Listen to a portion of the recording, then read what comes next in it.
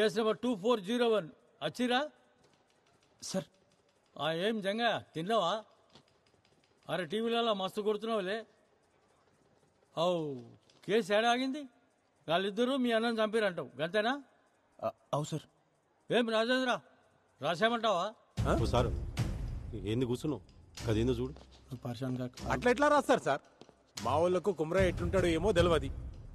కుమరయ్యని ఎవరు చంపిర్రో ఏమో గాని కవిత చితిలో పడేసిండ్రు. కుమరయ్య చచ్చిపోయినందుకు మాకు మస్తు బాధ అవుతుంది సార్. మా చెల్లె చితిలో పడి చచ్చిపోయినందుకు ఇంకా బాధ అవుతుంది. ఊరంతా చెప్పుకుంటారు కదా అని పుకార్లు నిజాలు కావు. నిజాలకు సాక్ష్యం కావాలి. ఉన్నదా సాక్ష్యం? ఇప్పుడు పాయింట్కి వచ్చినావు. ఏం జంగయ్య సాక్ష్యం ఉందా మళ్ళా? సార్ ఉన్న ఒక్క సాక్షి మల్లన్నే సార్. ఆ గొడవ జరిగిన దానికెళ్ళి ఆడు గాయపోయిండు. మరి భయంతో పోయిండో లేక ఆడ తన పైసలు తీసుకుని పోయిండో అర్థమైతలేదు సార్. అంటే సాక్ష్యం లేదు, కేసు క్లోజ్, ఖతం, అయిపోయింది. క్లోజా? చెయ్యి, నువ్వే చేసుకోదా. ఇక నేనెందుకు ఈడ? Sorry sir. సార్ నా తన సాక్షులు లేరు, కానీ ఒక సాక్ష్యం ఉంది సార్.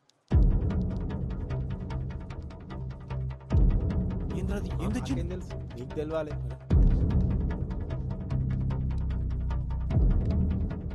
గది చూసి మీరే చెప్పారు సార్. చూడమ్మా, నీ మొగుడు చచ్చిండు, వాళ్ళ చెల్లి చచ్చింది. తప్పే వాళ్ళదైనా అయిపోయింది. ఇప్పుడు జరగాల్సింది చూడు. ఇగో పట్టు 50,000 అక్కడికి వస్తాయి. వాళ్ళకి ఇయ్యాల్సిన పనిలే నేనే పట్టుబట్టి ఇప్పిస్తున్నా, చూసుకో.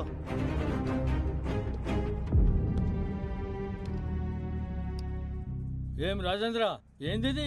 ఏం చెప్తావు? అరే ఎవరు తీసిండో ఏం సమజైతలేదు. అరే జరవై నువ్వు మాట్లాడిపో. మాట్లాడిపో, ఏదో ఒకటి మాట్లాడిపో. జర కూర్చున్నావు పో. ఎవరన్నారు? మా వాళ్ళు పైసలు ఇచ్చిన మాట నిజమే. ఆ ఇంటి పెద్ద మంది చచ్చిపోయింది కదా, కొంచెం సాయం ఉన్నట్టు ఉంటుందని జాలిపడి ఇచ్చారు. దానికి మా వాళ్ళే చంపినంటే ఎట్లా? గది కూడా తప్పేనా? గట్ల వచ్చినావా? గా పైసలు ఇచ్చిన సంగతి ముంగట చెప్పరు. ముంగటనే సెటిల్మెంట్ చేసుకుంటారు, ఆ తర్వాత మా తానికి వస్తారు. నువ్వేంద్రబాయ్ వాళ్ళు తన పైసలు తీసుకుంటావు, ఉల్టా మీదకి వెళ్ళి కేసు బీ పెడతావు.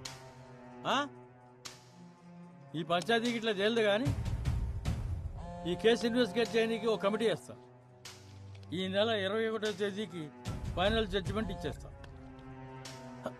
హలో రాజేంద్ర, పరేషాన్ కాకు, కేసు క్లోజ్ చేద్దామా రోజు?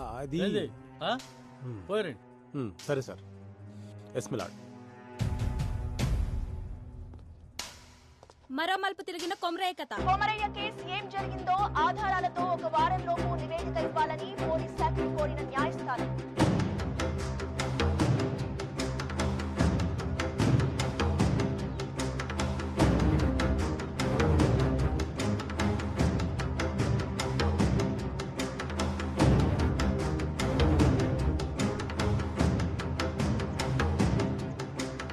ఊరంతా కొమరయ్య వైపే ఉండే. కవిత వాళ్ళ అన్నను శిక్షించాలని అంటున్న ఊరి జనం.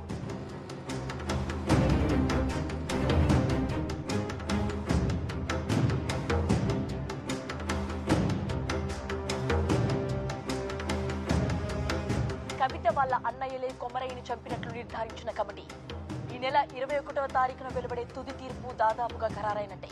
కొమరయ్య చావుకు న్యాయం జరుగుతుందని ఆ ఊరు ప్రజలందరూ ఎదురు చూస్తున్నారు.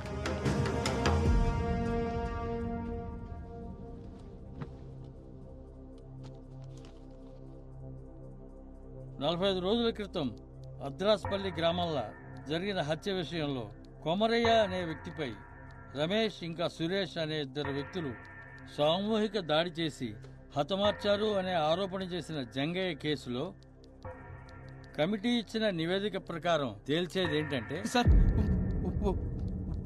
ఒక్క నిమిషం. మీ తీర్పు చెప్పే ముందరా నాదొక్క మాట సార్. అరే మళ్ళేంది ఇప్పుడు? నేను ఈ కేసు వెనక్కి తీసుకుంటున్నాను సార్.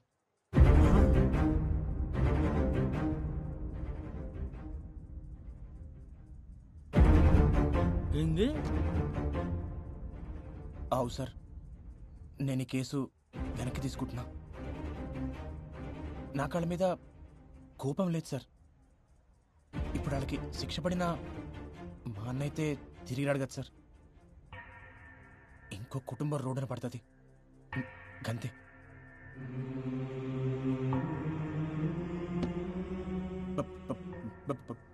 భారతదేశపు ఆత్మ గ్రామాల్లో ఉందని గాంధీ గారు చెప్పారు.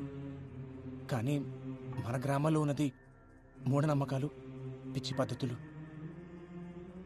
ఉండాలి సార్. కానీ అవి ప్యానెల్ పొయ్యికి కానీ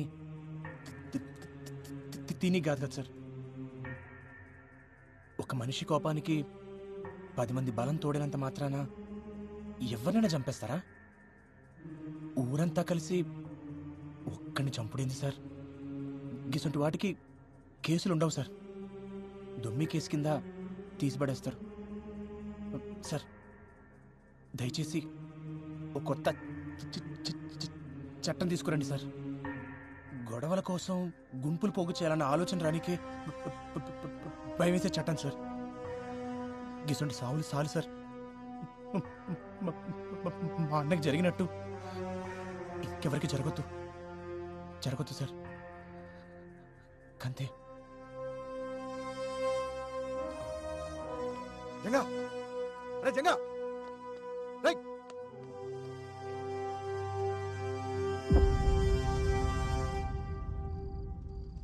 ఎవరు ఊహించని రీతిలో అనూహ్యంగా వెనుదిరిగిన జంగయ్య. నిన్నటిదాకా అన్న కొమరయ్య కోసం పోరాడిందంతా డబ్బులు చేసుకోవడానికేనా? ఇదివరకే కవిత అన్నల దగ్గర 50,000 తీసుకున్నట్లు కోర్టులో అతనే ఒప్పుకున్నాడు. ఈసారి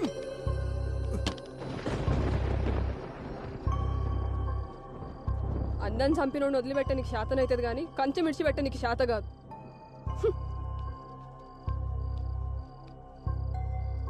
అయినా పానం పెట్టి పెంచినోడిని పట్టించుకోకుండా ఎట్లుంటారు? విశ్వాసం ఉండాలి దేనికైనా. బయటోళ్ళ కన్నా ఇంట్లోళ్ళని చూస్తుంటేనే మస్తు కోపం అవుతుంది. సప్పుడు చేస్తలేమరా? ఏమైంది అసలు? కేసు వెనక్కి తీసుకున్నావు?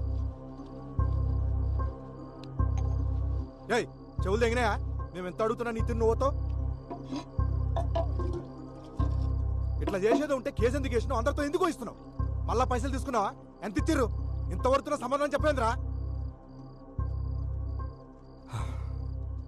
ఏం పాపం చేసిన రాడు? నీ అసలు తమ్ముడు పుట్టిండు.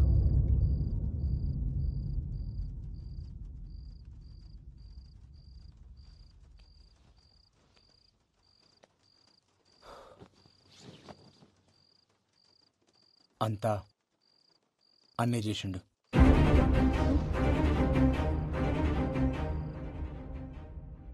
వదినా, అన్న చనిపోయే ముందు రోజు నీతో ఏమేమి చెప్పిండో, ఏమేమి మాట్లాడిండో జరంత యాడ్ చేసుకొని చెప్పు వదినా. వదినా, నీకు యాదుకున్నంత వరకు ప్రతి చిన్న విషయం చెప్పు. ప్రతిదీ.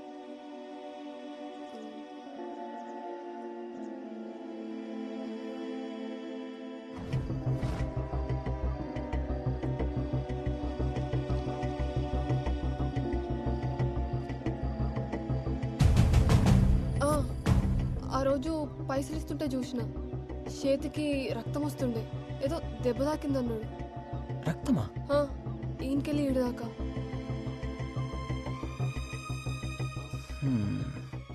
రక్తం వచ్చుడేంది?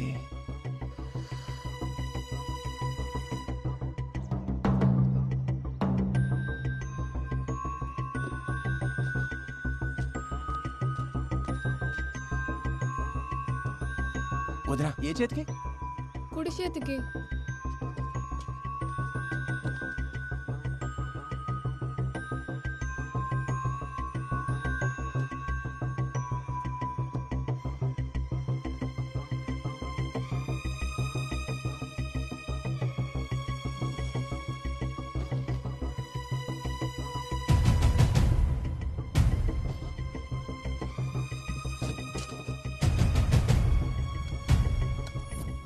ఓకే మేడం, సాయంత్రికలు రెడీ అయిపోతాయి, నేను చూసుకుంటాను. రే, ఎడకెళ్ళి తెచ్చినవరా? దూడ రక్తం ఇది. మళ్ళా కలుస్తా. సార్ సార్ వస్తున్నా సార్. దూడ రక్తమా?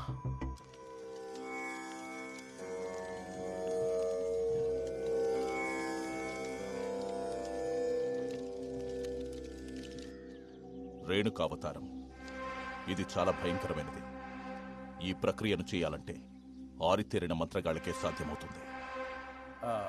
ఇది ఎట్లా చేస్తారు స్వామి? ఇది చేతబడులన్నిట్లోనూ చాలా ప్రమాదకరమైంది. ఎవరి మీదైతే ప్రయోగించాలనుకుంటారో వాళ్ల తల వెంట్రుకలు, కట్టిన బట్ట, కాళ్ల కింద మట్టి, వీటన్నిటినీ ఒక పిండి బొమ్మకు అలంకరించి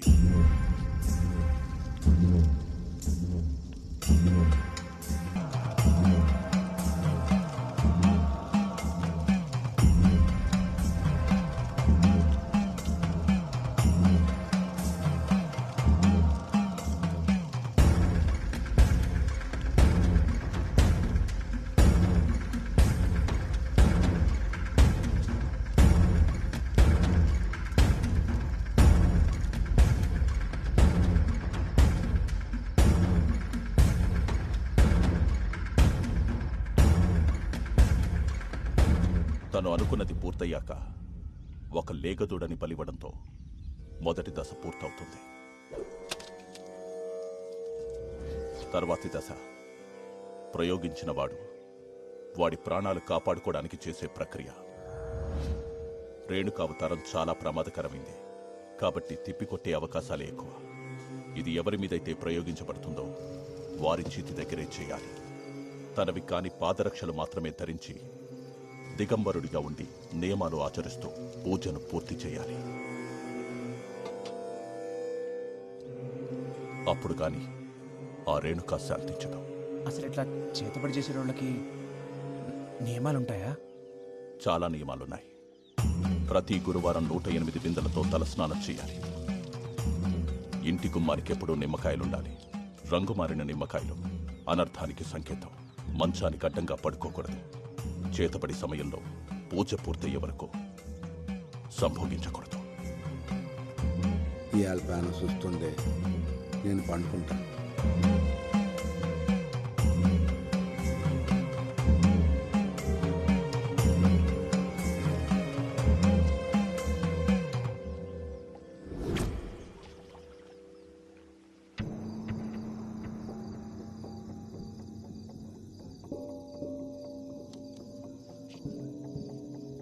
అట్లా పోయేస్తా. గట్లనే బావా.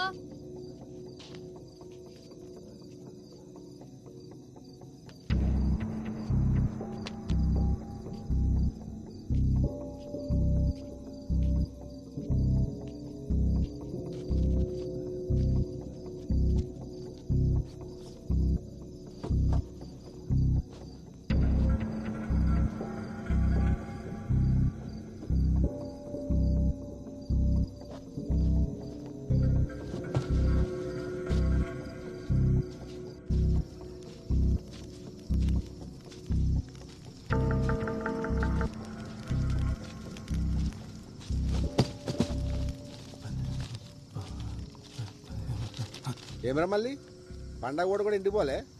పోతున్నా అన్న. మళ్ళీ చిన్న సాయం కావాలి. ఓ అరగంట సేపు ఎవరు రాకుండా చూసుకో. మళ్ళా జరిగింది మొత్తం మర్చిపోవాలి. పైసలు ఇస్తా. సరే అన్నా.